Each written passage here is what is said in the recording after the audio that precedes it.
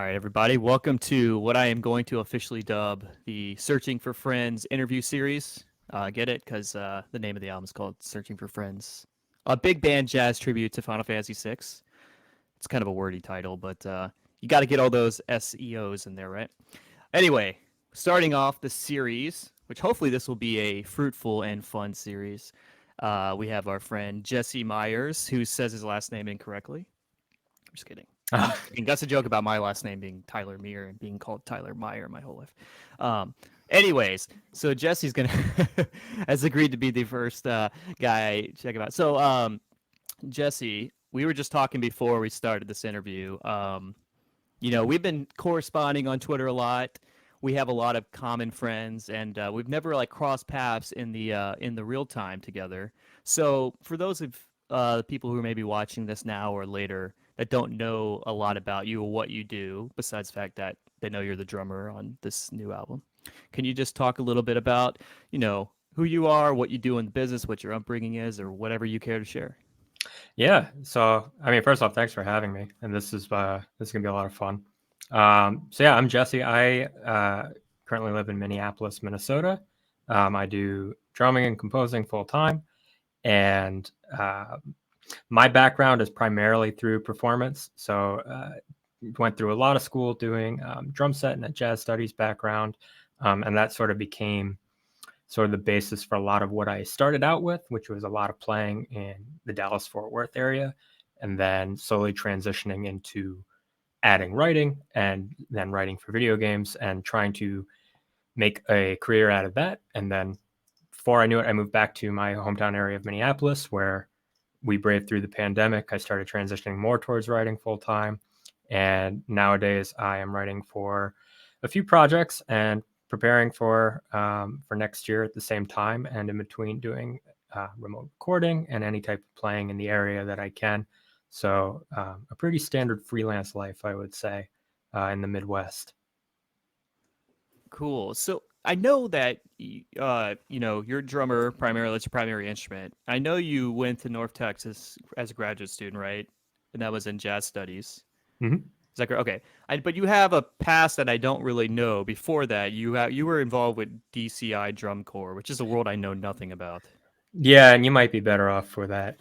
But I guess for those who aren't aware, because it's a very niche activity, drum corps is sort of like the next step towards marching band that you can take after, either during high school or after high school. That isn't college marching band. It's a much more theatrical, sort of originally military based sort of activity, but nowadays it's a lot more. I would say it's a lot more towards the theatrical side. But either way, it's sort of it's kind of described as like marching band on steroids, which was something I did for just a couple years. Um, all the while, I was very heavy into it. My undergrad was at the University of Massachusetts, so I participated in the marching band program there, which has a very reputable drum line that I was fortunate to be a part of, and that sort of became a launch pad for really learning a lot and having a mentor who kind of navigated not only the marching band and drumline life, but like other musical ensembles, as well as just figuring out life in general. So a really, really rewarding experience. And then it was kind of after that, there's sort of a time limit for drum corps. When you turn 22, you're done. There's really not much else after that. But afterwards, I knew I wanted to continue working on my drum set stuff. And there was a lot of sort of in between as far as what I wanted to do, but eventually moved down to Denton for North Texas. I got a chance to study with all the professors down there and absorb as much information as I could, and just sort of have that as a platform for, navigating all the stuff I do in life now. A lot of that is really just taking those skills that I learned from those mentors and transitioning it towards just applying it to writing as opposed to performing. Yeah, that's interesting. Yeah, I think I'd heard that. Yeah, at a certain age, you age out of drum corps, and that's like a big moment for a lot of folks who like go through the rigmarole at a younger age. Like people get into that right out of high school, right? Like they're in that at 18. They do their first tour. Yeah, there's a wide spectrum of experience levels. Like you can start as early as 14 or 15 in some of like perhaps open class groups, and then there are even 16-year-olds that would be in some of the top groups, which typically are older, maybe between or college age, like 19 to 20 and 21. And usually they are the more experienced people. They have been through it. They've experienced tour life. They are able to sort of navigate it and maybe carry a little bit more of a sense of maturity through it. Hopefully, not always. And then you sort of you're doing the music and you're enjoying that part, but it's also sort of like a character building experience. And I think that's part of why it's so meaningful to a lot of people when you age out. And I know when I did, it certainly was it's like a core moment, but you use, just like what I do now, you kind of use that experience to sort of navigate the next phase of life. Yeah, I mean, from what I know from an outsider perspective, I had a few friends who've done it, but like y'all work really hard. A lot of rehearsing, like the precision element, the camaraderie, traveling together, sleeping on gymnasiums, right? Floors of gymnasiums, like really paying dues. And Yeah, and actually that's how I met my wife. So we've been together since we were on tour in 2013, and we got married last year. Just celebrated an anniversary. So yeah, I mean, drum corps is definitely, I owe a lot to it, and yeah, I'm very thankful for the experience and just kind of the work ethic you can sort of build from it and going from there. that's so cool. Yeah. Yeah. I met my wife in the Disney band 2010. Not as intense as drum corps, but kind of a similar thing. You spend all summer together, you room together, you play a bunch of gigs, you rehearse a routine, but probably a little bit more breezy being in SoCal and not having to travel and, you know, Yeah, that the sounds march. amazing. Yeah. The getting paid. I don't know how much y'all get paid in drum corps, if any. I don't know how it works. It's well, that's part of the insanity of it all. Is it's sort of an You pay to investment. do it, right? Yep. Yeah. Right. Right. Right. Now I will say you make it back in if you continue to pursue it, whether it's teaching, whatever else. Like Right. it's not the end of the world, and there's a very healthy economy around it all. But yeah, it's definitely an investment, and it's like continuing your college education, so to speak. Yeah, wow. Yeah, I mean, people do it, so people want to do it. Okay, so you go to North Texas, you study jazz, you want to get better, work on drum set. I'm guessing you were playing like snare line, tenor line, or what were you doing in drum corps? Yep, I was a snare drummer. I Okay. was that in college, then in high school. That's I was too short to be a tenor drummer. Yeah. Actually, quick aside, the guy who played tenor drums in the Disney band with me, because it's like they hire a rhythm section that can play the big band sets, and then on the street, they play tenor and marching snare, Mhm. and the bass player plays bass drum. But the guy who played tenor drums was like a apparently well renowned like college tenor drum player. I guess he must have been going to DCI. And I was like, man, that is the nichest of niche. And we like are recording on a video game big band album. That's even nicher than that. I feel like Yeah, it seems like no matter what I do, I go from just one very narrow musical activity to the next, and it's definitely great for long-term career success. I highly recommend it. yeah, for what it was worth, Ian Hunt was the guy's name. He was a killing drummer. Really great. Nice guy too. I think he's a Nashville. I'll have to Okay, so check it out. You go to North Texas, you're studying jazz drums, and you said you got into writing. Did you get into writing in your grad school or post grad school? I mean, when did you decide that's what something you wanted to do more of? Well, I definitely got a lot of arranging opportunities through undergrad. Mhm. The mentor I had there, a fellow named Tom Hannum, he ran a group called the Marimba Bands, which was this very unique program where it's essentially student led, and all the arrangements are done by students, and you sort of work your way through for the 4 years you're there. And I was a drum set player, but it was a great way to kind of get your hands into arranging, and from conceptualizing something to translating it to what's essentially like a percussion ensemble, but with a full rhythm section, and aux percussion and bass and everything else. And it's a lot of the same guys who would end up doing the drum corps type of thing. But you really learn how to write for players, how to write effectively. You learn very quickly what doesn't work. You learn that formatting a score is very important so that everything is very organized. You just learn a lot of great skills in addition to just sort of thinking of musical ideas. So it was a really hands-on experience, and that definitely sort of got the ground running for thinking about doing something like that. And then as graduate school happened, and I was already sort of getting my hands or getting situated with trying to figure out recording and figuring all that out, that I was experimenting a lot more with Logic. I would use Logic all the time to record myself practicing, whether it's for lessons or whatever else. And I would start, I would just put these loops together that were like bass lines, or I would practice, I'd compare contrast with whoever I was studying at the time. Like if I was checking out like Mike Clark, and I would see how my beat placement was with his beat placement, or doing a transcription and seeing where things might kind of separate or what have you. And so that became sort of the basis for, well, what else can I do on Logic? And it sort of just kind of naturally turned into, okay, well, let me write all these things. And, a million tracks later, it's like, okay, it sounds somewhat okay. And you can make a living off of this, and we'll see what happens. Yeah. Yeah, that's really interesting you mentioned that. Because I had no DAW experience in my college. I was just like all about getting really good at trumpet. And the fact that you did that, I think, is really wise. Um, I think I'd be curious your thought on this. So, as players, I really do think that recording is a way different skill than playing live. Like you have to be a good musician to do both, but they kind of emphasize different things, especially as a drummer, I imagine. Like pocket is under hyper scrutiny as a drummer recording. Like live, you can maybe have a little bit of ebb and flow in your tempo, and that might actually be in the moment very musical and very exciting and very much what the music needs. But when you're at clicked out, like that can really expose, some holes in your playing if you're not careful. And you have any thoughts on that per se? Yeah, I think it's been a lot of trial and error. I think it's one thing to sort of record yourself, whether it's practicing, whatever, and it's, you play live and it's sort of forgive and forget if anything sort of goes a little wrong. Obviously, if you're recording, you can't really do that. Like you either have to go back and change it, or you have to think about what you're doing, or think about how you're sort of translating when this gets sent out to whomever and how they're going to sort of work with it. And then I think on top of that, there is always that, it's never really talked about in music school, but there's the secret sauce of like your microphones do matter. Like how you set up your room matters. And, things you wouldn't necessarily care about as a jazz musician because you're in the moment improvising, but things like, you're set up so that it can actually translate now from just you're playing to somebody's ears to you're playing to microphones, to your DAW, to stems, which now go to somebody else.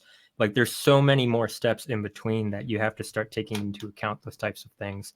And then just learning that, there is a certain amount of production involved, even at the basic level, to get something sent out. And I think all of that lends to like it's a different type of ear training in a weird way. And it's been really rewarding. I think after a few years of doing this now, I would say my live playing is better. For the live playing I still do. And it's all sort of synergetic in that way. But it's definitely something that sort of rounds you off to realize like a studio session is completely different. I would say the only maybe forgiving aspect is that I'm not in a studio paying money. Right. I'm in my home studio where, if I need another take, it's not going to cost me another hour or whatever it's going to be, or you can take your time with it and really kind of unravel things and make sure that you're getting something nice out of it. Yeah, you saying that has led me to something I was going to ask later, but I might as well just ask it now because it's related to what you said. I think something I've been thinking about a lot since the pandemic happened, we started doing these remote recordings, which are very new to me. I had done a lot of recording in the studio. I'm sure you've done that as well, playing live, all the different experiences, they exist in time, and time is money. But I would say the one thing that makes remote recording interesting, but also challenging for many reasons, is that you don't get that instant feedback from, say, a producer. Like, I'm not in the room watching you record the drum parts for me. You just have to sort of play what, I try to communicate what best I might want for you to play in the part. I try to trust my musicians. I try not to be too micromanagey, but I know when I record for people, I'm always thinking in the back of my head, oh, how much of this do I need to go? Should I stylize this more or less? And then you don't want to be the guy who sends like 8 versions, and so they have to sit through 8 takes. Spoiler alert: when someone does that to me, I'd probably just listen to the first 2. And if they're good enough, I know it's really bad. I appreciate all the hard work everyone does. Not many people do that, but sometimes my friend Brett will do that, and I'll just be like, dude, I'm not listening past take 2. Well, I know there's been a couple instances where I've seen some demos of these works in progress. I'm like, oh, that's a new solo. Yeah. So anyway, I just like how do you sort of square all this? Because like there's recording, but then there's like now there's these sub branches. it's not just recording and live playing. There's recording live in the studio. Like you're playing with the rhythm section live. And in jazz, you know how that is. Like there's so much to that. Hmm. But when you're taking that away and you're really playing with a track or a mock up, or maybe you're doing a scratch and then later playing with the band, but they can't react to anything you do, and you can't, there's no like whatever you play is what you're gonna play. I mean, have you thought about this or have you thoughts on it as a drummer? Oh yeah, I mean, I'm thinking about this a lot, especially after we've just done now like a second album. And one of the things I kind of thought about was, I think if you asked me this question like 5 months ago, I would have said, I would have been maybe a little bit more analytical about it. As far as like, okay, maybe I should play this more on top. Maybe I should do this and that. I'm going first. So what does that mean for the rhythm section? Mm-hmm. Now, and especially just kind of going through it and getting a feel and even having the opportunity to hear other drummers on these same albums, I think the level of the players that you have around you, they're so good that I don't really need to think about any of that. I've started to realize is like there's the we did the Breath of the Wild arrangement, not for this album, but for the VGM Together is Mm-hmm. what it was called. Mm-hmm. And I recorded first for that. I remember doing that and I sent it out and I didn't really think about it. And I usually like when it's a solo section, it's like, okay, I'm going to comp a little bit, but I don't know what the soloist is doing. How can I interact? Right. And I listened to Brett playing a solo and he's interacting for me. Mm-hmm. Like he's so good that he's just making it sound like we're in the same room regardless. So it Right. made me realize like I could literally do anything and he'll make it work. And I Yeah. think that there's something to be said about that can only happen through doing it 100 million times with people around you. And there's Mm-hmm. that sort of level that can happen. And so, now I'm not sure I need to worry about it as much, but I think that's also a luxury Right. because there's always a killing rhythm section. There's always a killer soloist. So Yeah. like, I think that there's a certain threshold where you can relax a bit. And I definitely am not thinking too hard about it at this point. And who knows down the road, you might hear me bashing away, and it's like, okay, maybe it sounds weird at first, but they'll Right. make it happen. Yeah, I think that makes a lot of sense. Like it's almost like you take it's really hard. It's sort of like recreating what you know the experience would be as if you were playing with everyone. Like I know, for instance, for myself, since am making the mock up, and it's just easier for me to I'll just go ahead and record the lead trumpet part. I mean, I have a giant ego, that's part of it, but the second part of it is it's more utilitarian. I could just get the lead trumpet part done, Mm. and then I can start sending the horn players once I get drums. But when I play it with myself, I'm just like, okay, I know how I would sound if I were with a band. I just have to sort of play that. I don't know how you feel about this. Like something I've been thinking about a lot. I remember I was in Nashville. The guys talked about this all the time. The main difference between just recording on a mic and recording live, like how you get your sound on the mic, the way you have to sort of like almost overdo the energy level to make it sound right. Maybe this is more of a brass player thing, but there's sort of like this like first thing you think of studio playing is like, okay, you gotta be really clean and really precise, and that's part of it. But that can't be like the only goal, because if you're just really clean and really precise, then that a sample library could do that, a drum machine could do that, right? You have Mhm. to bring a little something extra while still being really precise and really clean. It's really hard. I don't Yeah, know how and you feel about I think that. there's just different philosophies on that. Like I know that I started transitioning to just hitting a little harder Right. and doing volume adjustment because I think the natural energy of that translates better to Mm-hmm. all these different steps. But you take a guy like Steve Gadd who doesn't play as hard but turns the mics up, Mm-hmm. and there's a different intensity that comes out of that. And I think there's always experience. He's maybe doing different music that has different needs in terms of emotional intensity or sort of what the purpose of it is. Mm-hmm. I think just having an ear to all that and just making the best decision you can, and whatever you can do with that to you work with what you got. I will say too. I think what helps, because you mentioned that, because it's usually, I guess I should backtrack. It's not always drums that's recorded first. It's usually you on Mm-hmm. lead, and I Yeah. know that because we also have the benefit of having gone through the same program, Mm-hmm. that we had similar teachers or at least a similar conceptual experience.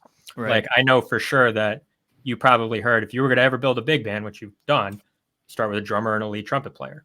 And Right. there's so many logistical reasons for that, on top of that's what sort of sets the standard. Like in terms of even like the culture.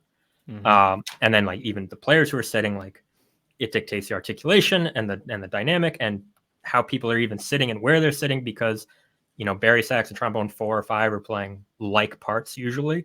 So Mm-hmm. like there's a whole operation that we sort of do in a snap because we've gone through that. We know it, we've internalized it. So it's not like we have to, it's not like I'm thinking too hard about it. It's like, well, yeah, of course you did lead trumpet first. But maybe that experience would be different with doing another, maybe I think big band, that's pretty universal, but maybe doing a different type of album, Right. or a stylistic thing.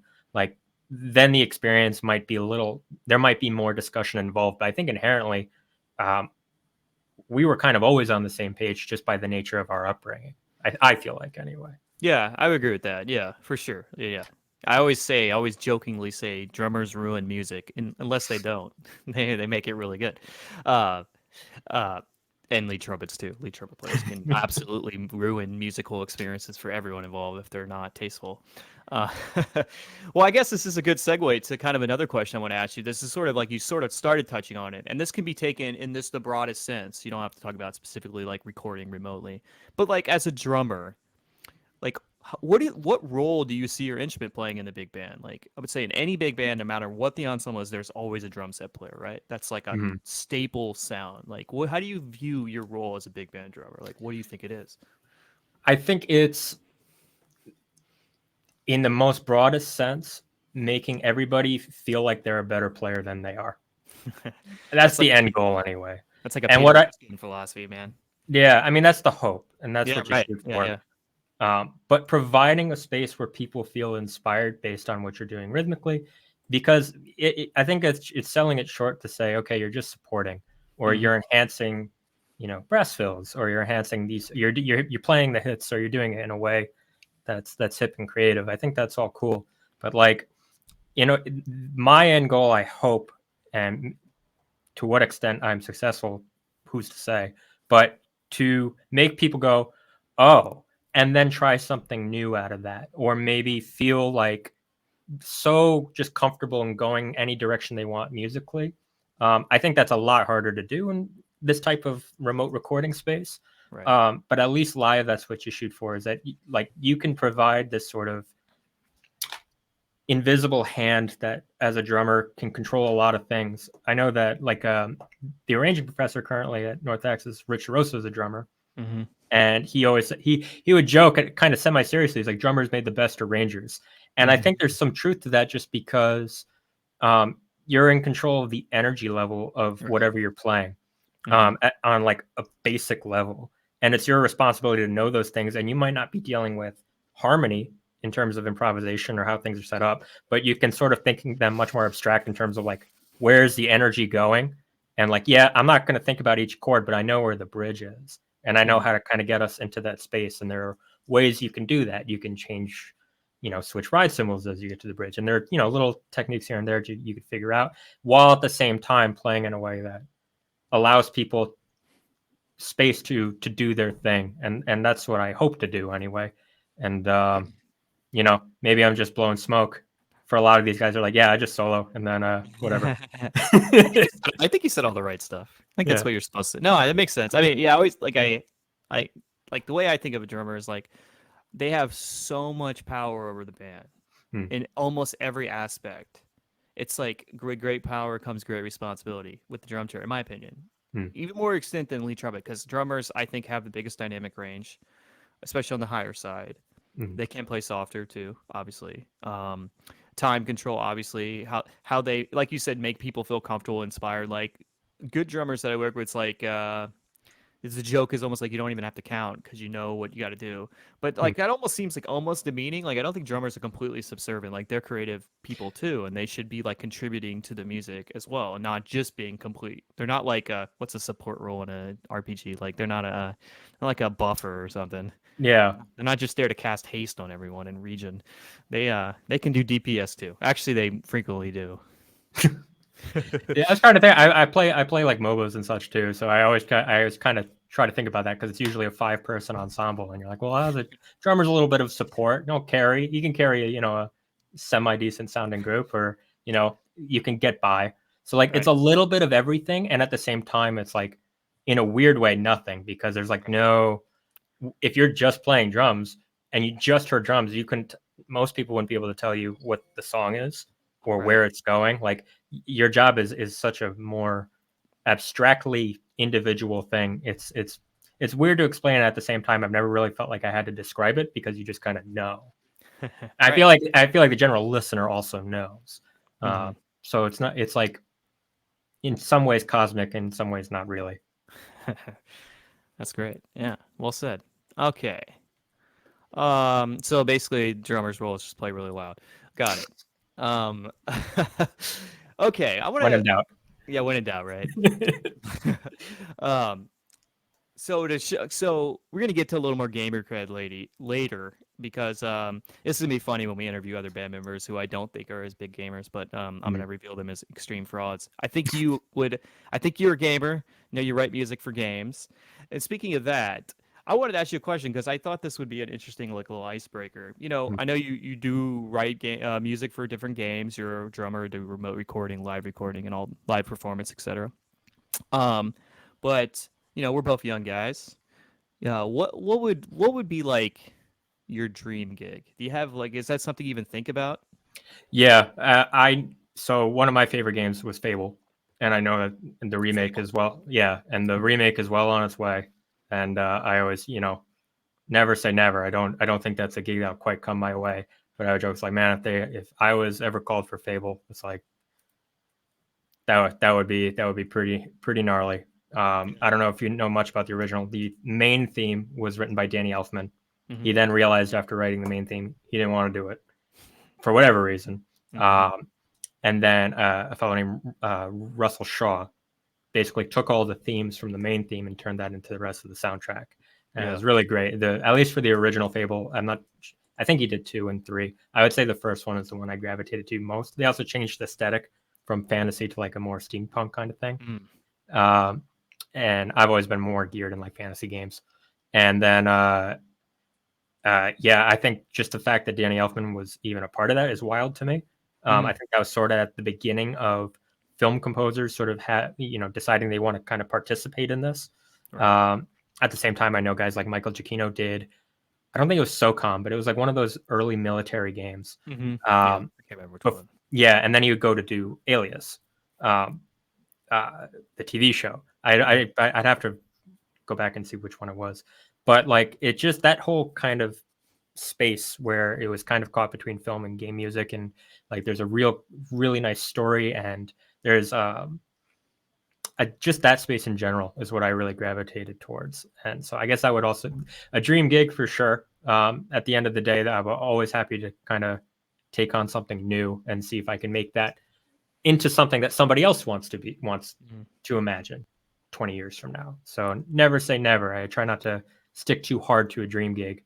If Right. if I'm part of something now that can be that for somebody else, I think that's just as worthwhile. Yeah, that's great.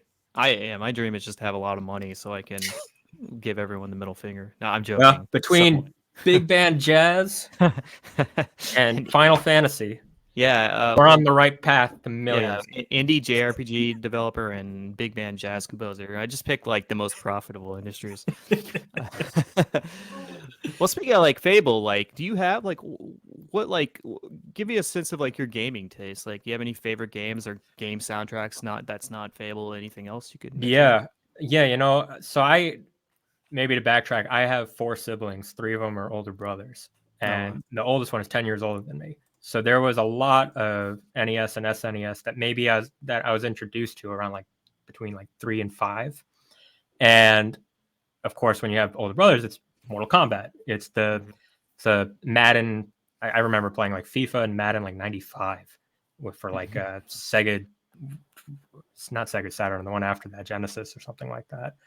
And so I've always kind of been around games growing up, and I think for a lot of people who go into game music, there's probably a very similar story. mhm, But just having that additional sort of 10 years of introduction to those types of games and things, and we all played different games. So like over time, it was like, okay, I played the sports games with my brother Jason, or Adam and I really like Legend of Zelda, and I remember, hanging with him while he played Luigi's Mansion, like the very first one, or like, my brother Brian and I are the closest in age, and we would play, like Knights of the Old Republic, or, we would play a lot of Game Boy Advance games, like especially we were on a lot of road trips as kids for whatever reason. So like That's with Golden Sun. Yeah. Yep, the Golden Sun series is a huge, big favorite of mine. Pokemon games, obviously, I think for a lot of people our age, especially Gold and Silver, I think just the scope and then the reworking, and I think everything in that game is just amazing. And then, I would say a lot of, anything within the fantasy genre. I mean, even right around that time, Fable was like 2001 or something like that, and I would have been like 9.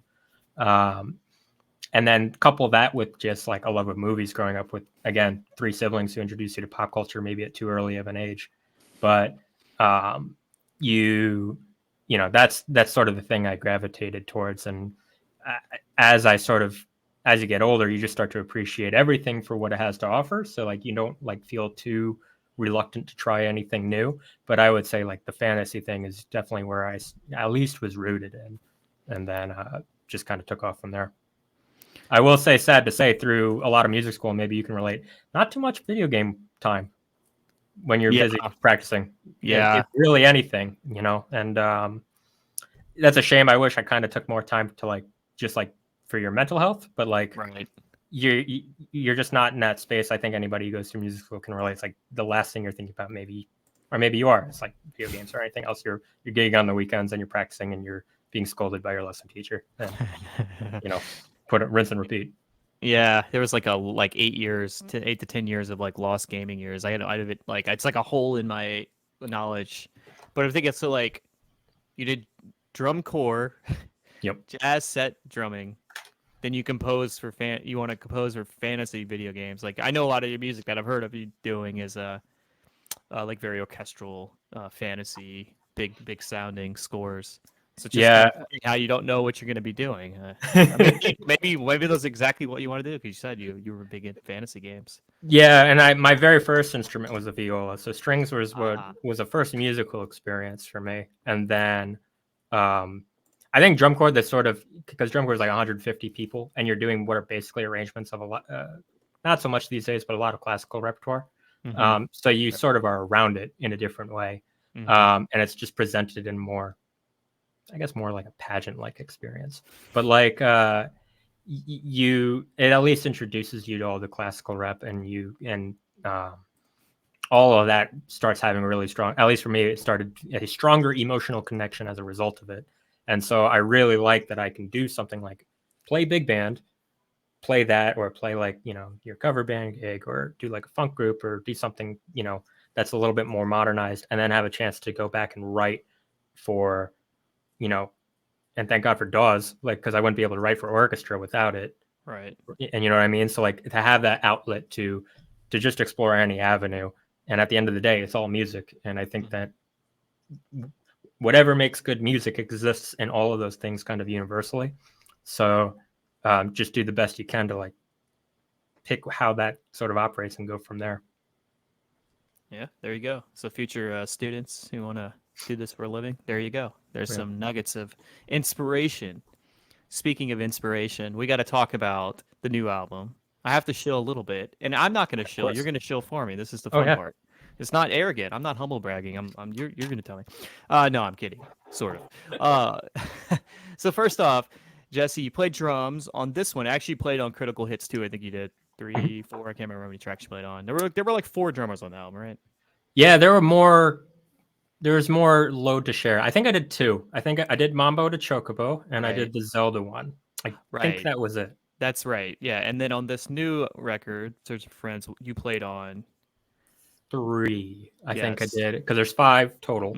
And and then we did Breath of the Wild, doesn't count, but we did Decisive Battle. We did is it Celeste or Celeste? I've only ever seen it. I always say Celeste's. Celeste. Yeah. Celeste's theme, and then searching the titular album name, Searching for Friends. Right. Is, okay. Cool. That's my favorite one, so I hope people are really excited for that. Yeah, that is mine too. Actually, that's kind of the one I went a little harder on, so to speak. I've well, that's a conversation we can talk about later. But so on Decisive Battle, there's a lot of percussion on this. It's not you're playing drum kit, and I just like if you I'm kind of curious like as a drummer because like this is like roughly coming from the Afro-Cuban tradition, and obviously when you're playing drum set in these styles, you're sort of approximating what these percussion instruments would have done. But so there's that element, but also you did overdub. There was Carlos Eni on congas, Mhm. and but you also played I think clave. What else did you play? I probably would have added some mambo bell, some Hmm. clave, and maybe I think I found some shakers. And there was at one point a few other instruments, but they were MIDI and they were kind of Hmm. gross sounding at the end of the day, so we just cut them out.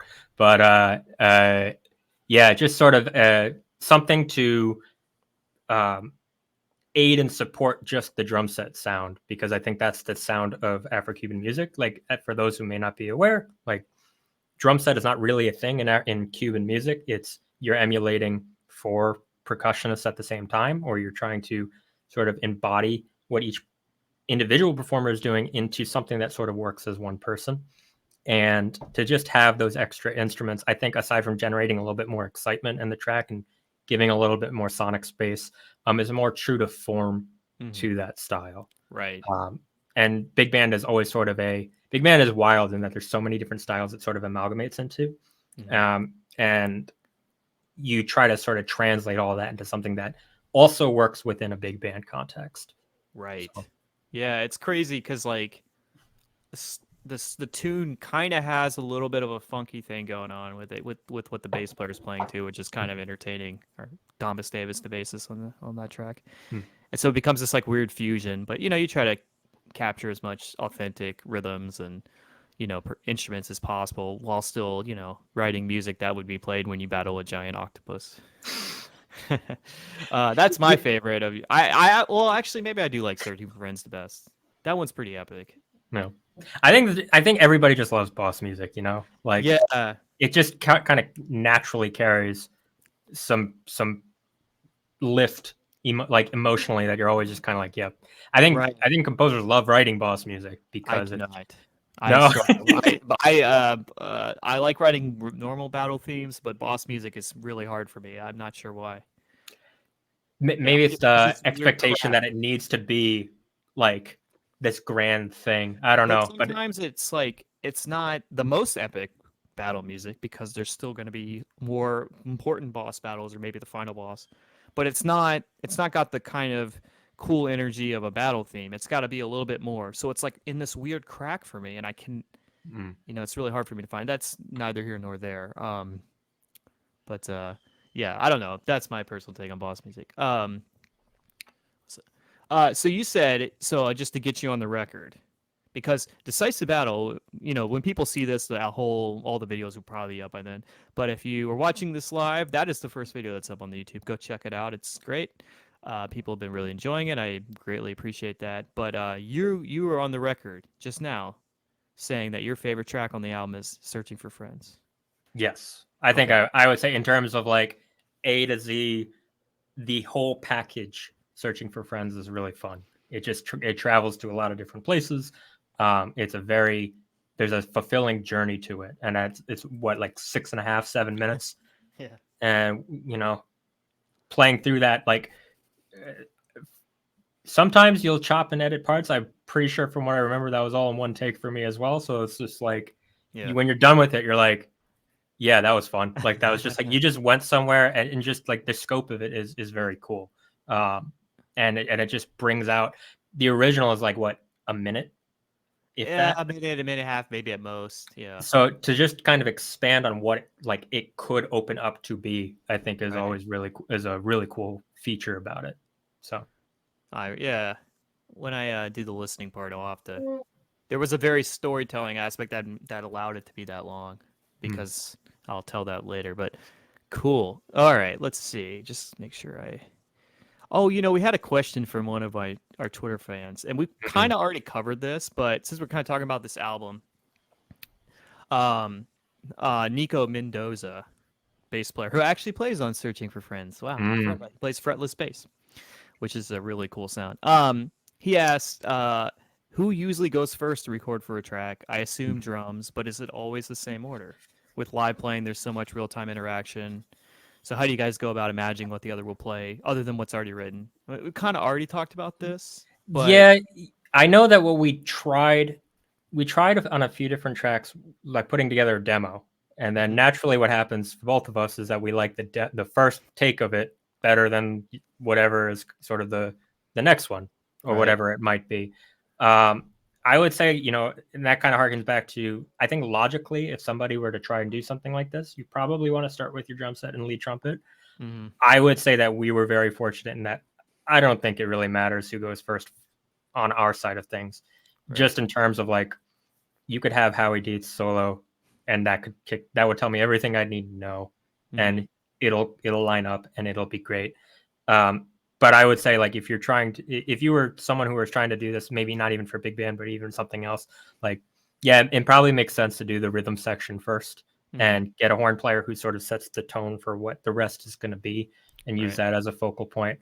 Um, I'm sure Nico's an experienced, you know, guy and doing his thing. So like I'm sure he's had the experiences too, where he's just around players that's like, you know, at the end of the day, you don't have to be so nitpicky. I don't think. I think these Right. guys they're gonna make it happen. Right. Yeah. I mean, that's always like when people ask, like, "Oh, how does it sound so good?" Like they're implying some sort of like mix thing. I'm just like, I get really good players. That's sort of Yeah, my I was secret. about to say, if you ever heard like I mentioned Howie Dietz, he's just awesome and a great hang and a great dude and like, but and on top of all that, just a phenomenal player. It's like if you've heard these guys play live, you'd be like, oh, that's why they Yeah, they know what practiced they're an doing. awful lot and they've done this Yeah. 100 million times, and it just so happens this one was a snapshot of where they're at now, and Right. it's like you don't hear the 10 years of everything they did towards that or whatever it is, Right. Yeah. and yeah, if it's like how does it sound so good, it's like well they're pretty rad. Yeah. Yeah. Right. Yeah. Um, I was gonna mention real quick, because I think on one track on this record, I think Celis's theme you just tracked to the lead in the Hmm. mock-up, and then same with Searching for Friends. But I think on the Decisive Battle, you did do a scratch track, and then once we got all the parts, including the solo, you then re-recorded drums, which we did use that part.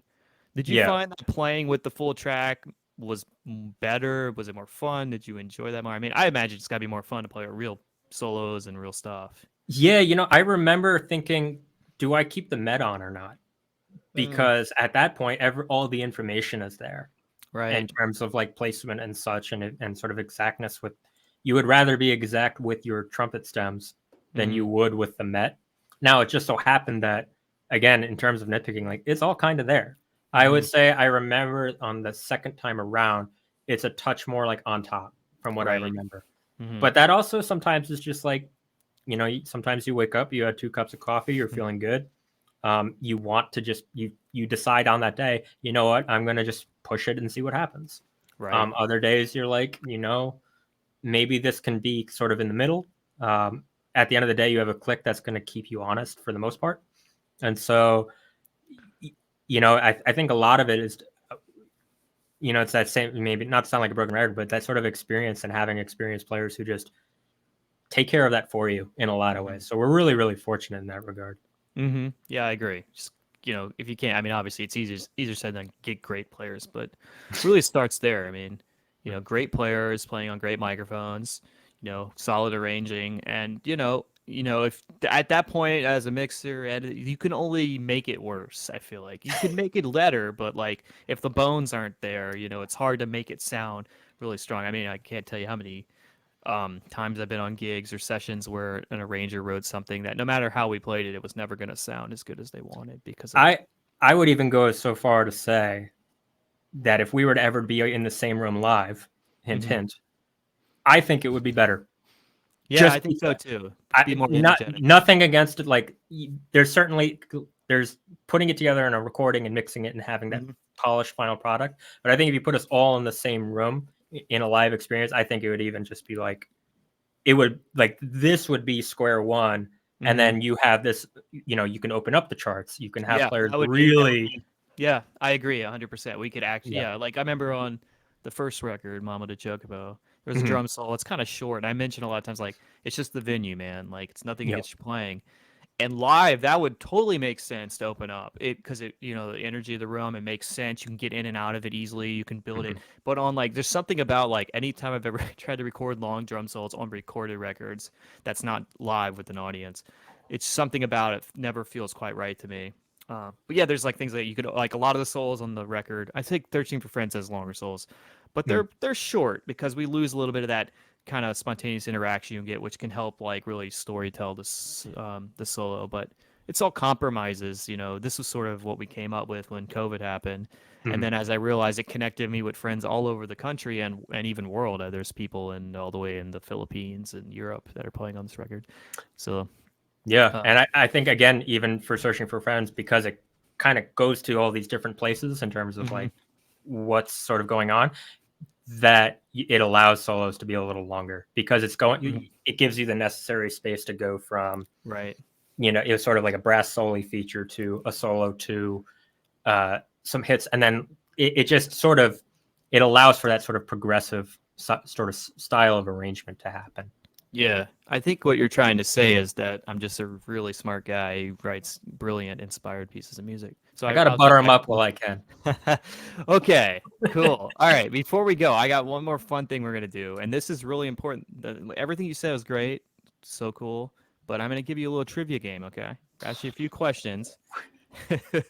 Trivia about FF6. All Okay, right. and it's Uh, really important. If I you need if I need the audience to know this. I am halfway through Final Fantasy VI. Okay, I've he's played making all of he's good. 7. Okay. I'm going to give this an honest effort, but Yeah, I have don't, five don't hate questions, me. and Okay. a few of them are pretty easy, but then some are, I didn't go super. I didn't. I was asking my Discord. They're like, ask him like, what character has the natural highest magic stat? I'm like, I don't even know the answer to that. I think it's Realm, but I don't. I'm not asking that. I'm gonna do softballs. Okay, we're gonna start with this one. If you can't get this one, then we have to end the stream. Okay. Who is the composer? I'll read all the answers first. Okay. Who is the composer of Final Fantasy VI? Is it A, Yasunori Mitsuda, B, Nobuo Uematsu, C, Koji Kondo, or D, John Williams? I'm going to go with Nobuo Uematsu. Okay, B. Mitsuda Final does all the recent ones. Yeah, that's correct. Yeah. It is Okay. Nobuo Uematsu. Right. Yasunori Mitsuda composed Chrono Trigger, Chrono Cross. Koji Kondo, obviously Zelda, Mario. John Williams, as far as I know, hasn't done any games. Okay, this is a tougher question. Let's see It's if you all can get it. downhill from here. We should just end It's it actually probably going to go downhill. here. What year did Final Fantasy VI release in Japan? Is it Oh, A, that. 1992, B, 1993, C, 1994, or D, 1995? Shoot. Actually, do I know the answer So to I feel like that's the trick question because that in Japan it's Final Fantasy 3, right? It's not a trick question. It was Okay. called six. No, so it was called six in Japan. When it And came to 3 the here, that's States, what it it was was. called, yeah, so, but we're going to just call it three. I'm not trying to trick you here, I I'm going promise. to go with 1993 is when it came out in Japan. And then I think Well, 95 is when it came out here. Fortunately, you're wrong. It was 1994. Actually, To I be don't know. fair, to be fair, I was 2. So That's fair. That's fair. Okay. Okay, next question. Okay, how many playable characters are there in Final Fantasy VI? Is it A, 5, B, 13, C, 14, or D, 8? there's more than 8. I knew that. It's 13 Okay. or 14. Yep. 13. So we say 13 final answer? I'm going to go with you were very quick on that. I'm going to go with 13. We'll stick with Okay. 13. Correct answer is 14. Wrong again. So far, I don't know if I can hire you again. Okay. Okay, here we go. Which character in this list is an optional playable character? So this means they do not join in the normal story. You have to go find them. Is I'm it A? halfway, man. Well, if you're halfway, you might know the ones that are not optional. Huh? A. Setzer. Or I just missed him. B. Celis. Okay. C. Gogo. D. Edgar. Edgar, you have to have. He's in the Right. beginning. I have He's Edgar. Edgar. Can you That's repeat the other? Is it Celeste and who are the other two? so A is Setzer. Setzer, which I think is that the guy with the. No. Okay, never mind. B is Celis. Celeste. Yeah. C is Gogo. D is Edgar. I'm gonna go go. Gogo. Is that your final answer? Yeah, and it's wrong, isn't it? No, that's right. All right, hooray! Yeah, Setzer is the airship guy. You meet him at the when Sella sings the opera, he like swoops down and kidnaps her. And yeah, there you go. Nice. All right. All right, so this is the hardest question. See if I actually know. Okay, this is pretty funny. Let's see if you get this one. Okay, which of the following is not an Esper in FF6? Is it A, Siren, B, Ragnarok, C, Thor, D, Alexander? And this is the problem because I know that Golden Sun is basically a bootleg of Final Fantasy, if we're being completely honest. Uh-huh. And Thor and Ragnarok are both existent in that game. Okay. So now I'm confuddling what exists in which one. Mm-hmm. And I want to say, I feel like Siren is. What was the last one? Alexander. That just sounds like that. Sounds like it sounds like either something you made up or something that just exists very oddly in the game. I'm gonna go with Thor. I don't think that's in the game. Is that your final answer? Yeah. That's correct. Thor is correct. Yes, Alexander is a summon or an Esper in FF6. Now, so what'd you get? 3 out of 5? I think so. That's like almost passing. That's a D. You play 3 out of the 5 tracks on the album, so that's probably as many as you'll ever get. I think that's how this works. It's meant to be. Okay, I'm gonna have fun doing that with Lindsay tonight because I don't think she's ever played a Final Fantasy game in her life. Yeah. Well, maybe I shouldn't be saying this because she plays so beautifully on her feature, and maybe people would like it less or something. Okay, Jesse, this was a lot of fun. My wife's been texting me all day. I think she didn't realize that this was gonna go. It doesn't matter. That's neither here nor there. Any last things you want to share with the audience, where they can find you or what your anything? Yeah, I mean, you can find me on socials. I think I'm under just Jesse Myers Music, if that's your thing. I would say more importantly, just listen to the album, check it out, share it with your friends, search for friends to share it with. I hope you enjoy it. And, we really enjoy putting these together. They're very time intensive, and a big shout out to you, Tyler, because I know that these videos are monsters. And so to do 5 of them sort of in gung-ho fashion on top of all the other stuff that you're doing, on top of other arrangements that come out of nowhere, I think it's really, really fun. So a big thank you for that. And then, yeah, please just go out and listen to it. And just I think between both of us, we know that socials are kind of a weird space to live in. But I do know that all those things like liking it online and subscribing and checking it out and doing follows, it actually does make a difference for us. And anything you could do would be greatly appreciated. Yeah, definitely. It makes me feel really good about myself, and that's important. Okay. My self-worth is entirely dictated on this. Whoever is listening right now, please. All right, this will go up on YouTube later, so thank you. All right, everyone, thanks for listening, and see you later.